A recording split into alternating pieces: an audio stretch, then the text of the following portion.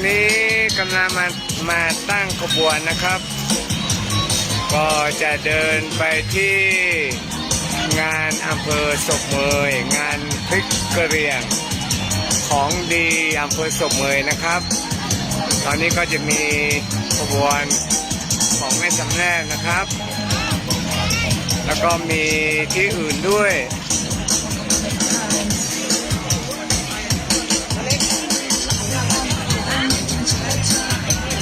ก็ขบวนยาวมากนะครับก็วันนี้ก็ผู้ว่ามาเปิดงานนะครับต้องไปที่เวทีในสนามอำเภอศพเมย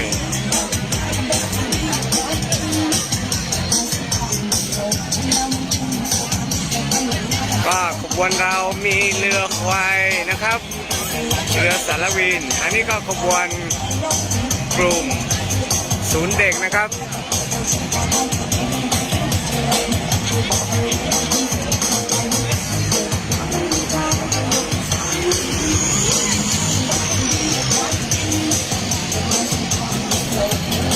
แล้วเวลาหยุดยังไงวะ